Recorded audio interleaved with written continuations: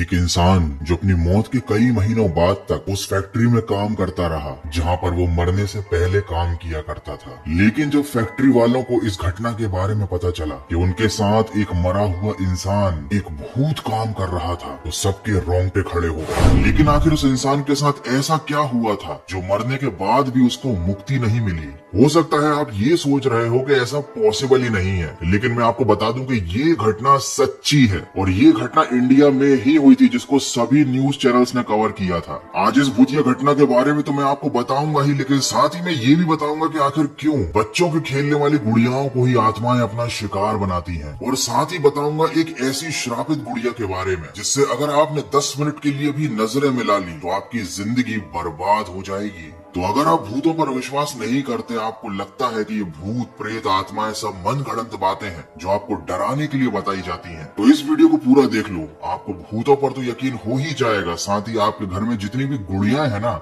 आप उन सबको बाहर निकाल कर फेंक दोगे। तो आई तक इतना इंट्रो काफी है, तो बिना किसी देरी के शुरू करते हैं आज का डरावना और फाड़ू वीडियो।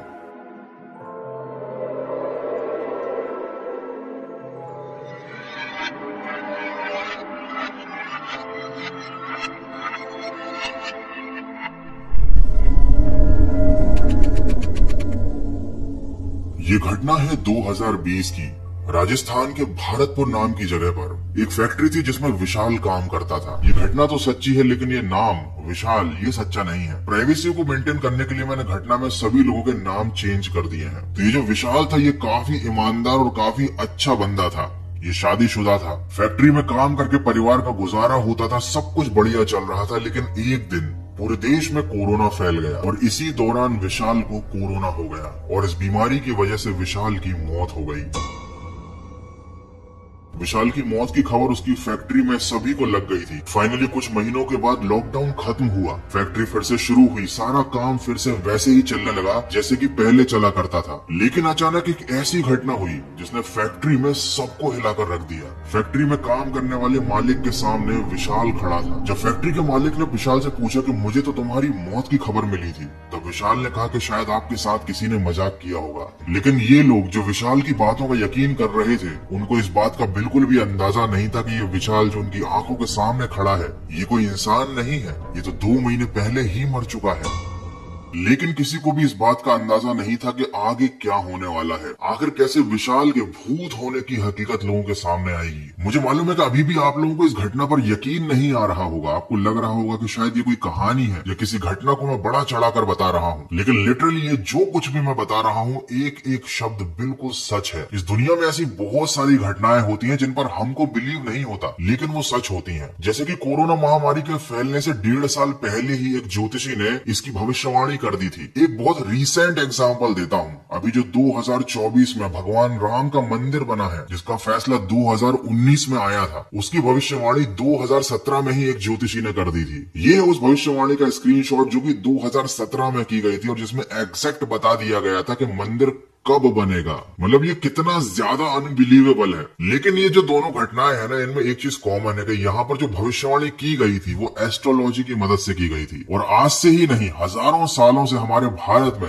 और दुनिया भर में लोग एस्ट्रोलॉजी पर विश्वास करते हैं। तो जब मैंने ये सारी बातें स्टडी की तो थोड़ी मेरे मन में भी क्यूरियोसिटी आई। मैंने भी सोचा किसी एस्ट्रोलॉजर से बात करके अपनी लाइफ के बारे में पता करूं। तो उसके लिए मैंने डाउनलोड किया एस्ट्रोटॉक ऐप और उसके बाद कुछ बहुत शॉकिंग हुआ। मैंने एस्ट्रोटॉक ऐप पर एक एस्ट्रोलॉजर संगीता जी से बात की। उन्होंने मुझसे मेरी डेट ऑफ बर्थ और टाइम मांगा और मात्र इन 2 डिटेल के बेसिस पर उन्होंने मुझसे ये पूछा कि क्या आप सोशल मीडिया से रिलेटेड कुछ काम करते हो, जबकि उनको ना मेरा नाम पता था, ना ही मैंने अपनी आइडेंटिटी उनके सामने रिवील की थी। और ये सुनकर मैं बहुत ज्यादा शॉक्ड हो गया। उसके बाद फिर मैंने उनसे बहुत सारे क्वेश्चंस पूछे कि भाई मेरा 2024 कैसा जाने वाला है, और जो भी मेरे मन में सवाल थे मैंने सब कुछ पूछ डाला। और बहुत सारी चीजें मैंने ऐसी पूछी जो मैं जानता था ऑलरेडी, और उन्होंने बिल्कुल एग्जैक्ट सही जवाब दिए। तो अगर आपके मन में भी कुछ सवाल है तो आप भी चाहो तो इस ऐप को डाउनलोड कर लेना। उसकी लिंक मैंने डिस्क्रिप्शन में दी हुई है और उस लिंक का अगर आप यूज करते हो तो आपको पहली चैट फ्री मिलेगी। चलो अब जानते हैं कि आखिर विशाल की हकीकत लोगों के सामने किस तरह से आई। सभी लोगों ने विशाल की इस बात पर यकीन कर लिया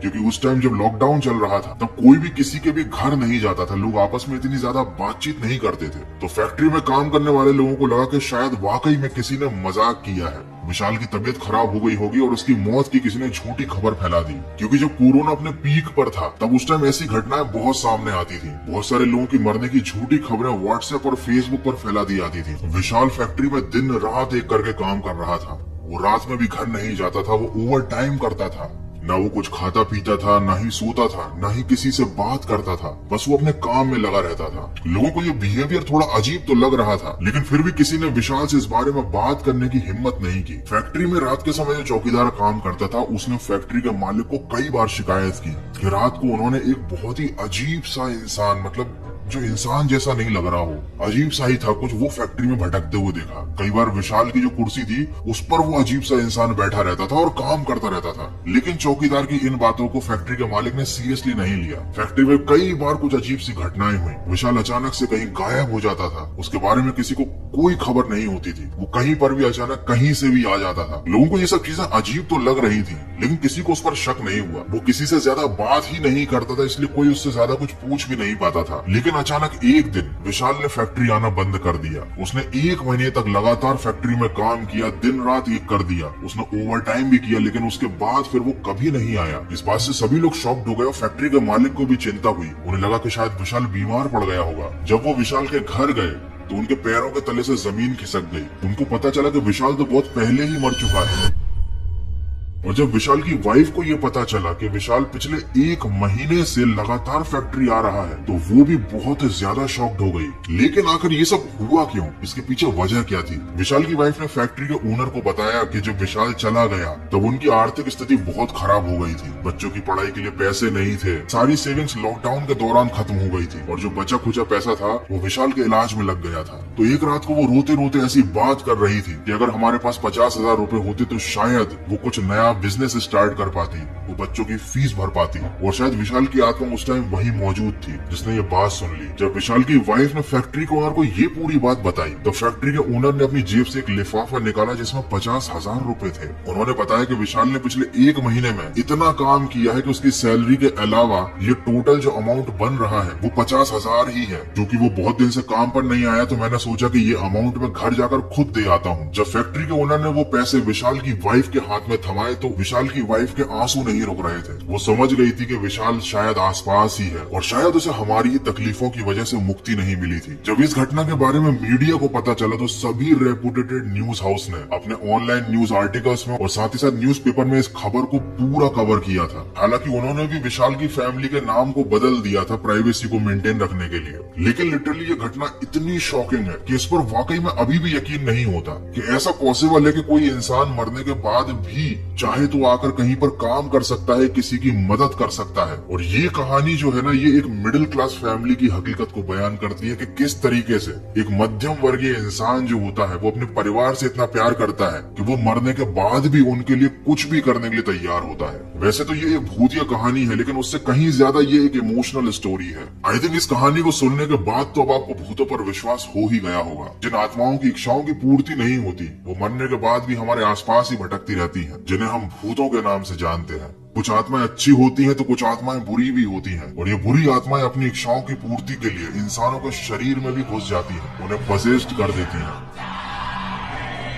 लेकिन कुछ आत्माएं ऐसी होती है जो इंसानी शरीर में नहीं घुस पाती, तो वो उसका सब्स्टिट्यूट ढूंढ लेती है। एक ऐसा शरीर जो इंसान का तो ना हो लेकिन इंसान जैसा दिखने वाला हो। और यही रीजन है कि बच्चे जिन गुड़ियाओं से खेलते हैं वो होती तो निर्जीव है लेकिन दिखती इंसानों जैसी हैं, और इसीलिए आत्माएं इन्हें बहुत आराम से हॉन्ट कर लेती हैं। उन गुड़ियाओं में आत्माएं अपना घर बना लेती हैं। और ये केवल मनगढ़ंत बात नहीं है, आपने एनाबेल डॉल के बारे में तो सुना ही होगा।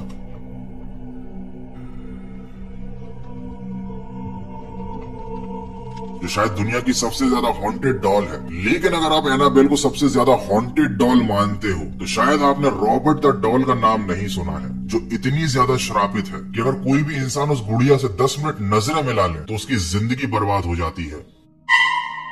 इस गुड़िया को अभी एक म्यूजियम में रखा गया है, एक कांच के बक्से में, और ये कांच भी ऑर्डिनरी नहीं है, इसे मंत्रोच्चारण से और पवित्र जल से इतना सिक्योर किया गया है कि इस गुड़िया में मौजूद नेगेटिव एनर्जी उस कांच को पार करके बाहर नहीं आ सकती। इस गुड़िया का नाम है रॉबर्ट द हॉन्टेड डॉल। इसको रॉबर्ट नाम के एक छोटे से बच्चे को उसकी नौकरानी ने गिफ्ट किया था, क्योंकि वो नौकरानी अपने ऊपर होने वाले अत्याचारों का बदला उस परिवार से लेना चाहती थी। इसलिए उसने एक गुड़िया ली जिस पर उसने काला जादू किया, उसे हॉन्टेड बनाया, और फिर उसके बाद जिस परिवार में वो काम करती थी उसमें रहने वाले बच्चे को ये गुड़िया गिफ्ट कर दी। इस गुड़िया ने उस परिवार में रहने वाले लोगों की जिंदगी तो खराब की ही, लेकिन उनके परिवार के बाद भी ये गुड़िया जहाँ भी गई उन सबकी लाइफ खराब हो गई। ये गुड़िया जिसकी भी लाइफ में आती थी उसका या तो एक्सीडेंट हो जाता था, उसको बीमारियां हो जाती थी, या फिर उसकी रहस्यमय तरीके से मौत हो जाती थी। इन सब घटनाओं के बाद फाइनली इस गुड़िया को एक म्यूजियम में रखा गया। किसी को भी इसको छूने की या फिर इसका फोटो खींचने की इजाजत नहीं है। और ये सारे जितने आप फोटोज देख रहे हो, ये म्यूजियम की अथॉरिटी ने ही फोटो खींचे हैं। इस म्यूजियम में भी बहुत सारी भूतिया घटनाएं होती है, लेकिन यहाँ पर काम करने वाले लोगों की मजबूरी है जो उन्हें इस हॉन्टेड डॉल के साथ रहकर जॉब करनी पड़ रही है। लिटरली मतलब कितनी अजीब दुनिया है। कहीं पर कोई मरने के बाद इंसान अपनी जॉब कर रहा है फैक्ट्री में आकर, कहीं पर कुछ इंसानों को ऐसी जगह जॉब करनी पड़ रही है जहाँ पर एक श्रापित गुड़िया कांच के बक्से में रखी हुई है जिससे वो नजरें भी नहीं मिला सकते। और ये केवल एक दो घटनाएं नहीं है, ऐसी हजारों घटनाएं हैं इस दुनिया में जो किसी भी इंसान को विश्वास दिलाने के लिए काफी है कि हमारे अलावा भी एक दुनिया है जिसे भूतों की दुनिया कहा जाता है, या शायद मरे लोगों की दुनिया कहा जाता है। बट फिर भी पता नहीं क्यों लोग इन बातों पर विश्वास नहीं करते। एनीवे, यहाँ पर मैं आपको ये नहीं कहना चाहता कि आप इन बातों पर विश्वास करो या ना करो, ये आपकी अपनी पर्सनल चॉइस है। लेकिन एक काम आप जरूर कर सकते हो कि अगर आपको ये वीडियो पसंद आया है, देखने में डर लगा है या फिर मजा आया है, तो वीडियो को लाइक जरूर कर देना। और हाँ, अगर पहली बार आए हो हमारी भूतिया दुनिया में तो भैया चैनल को सब्सक्राइब कर देना। मिलते हैं अगले फाड़ू वीडियो में।